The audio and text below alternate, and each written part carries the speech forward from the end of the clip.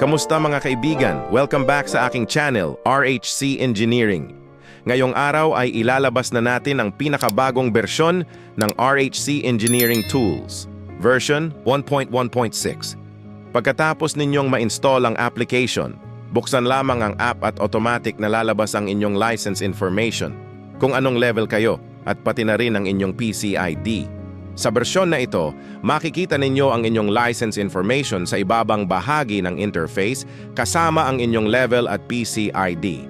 Nagdagdag din ako ng petsa at oras sa kanang ibabang bahagi ng application para mas madali ninyong ma-monitor ang system time para naman makita ang version history ng ating update.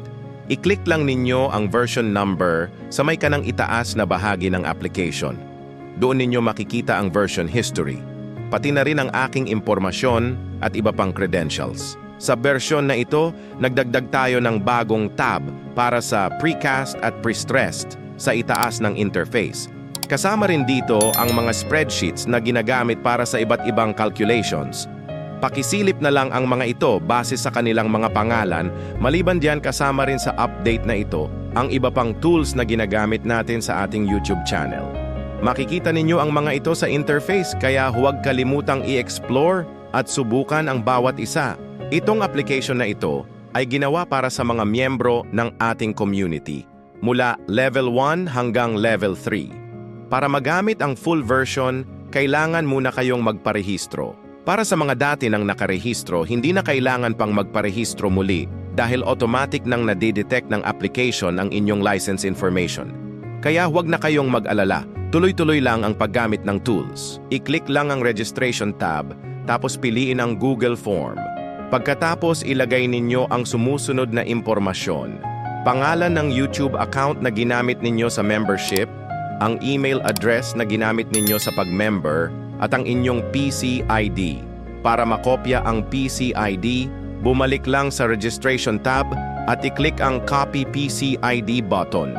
Kapag nakopya na, i-paste ninyo ito agad sa form. Pag kompleto na ang lahat, i-click lang ang Submit button at paki-inform ako kapag nakapag-rehistro na kayo.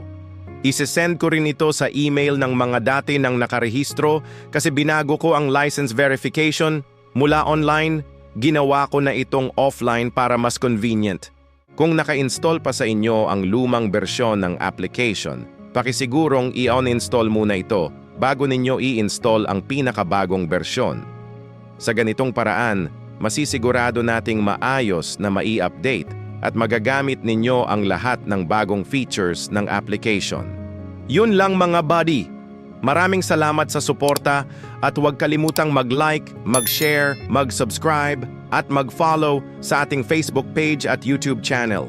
Kita-kits sa susunod na upload. Thank you and God bless.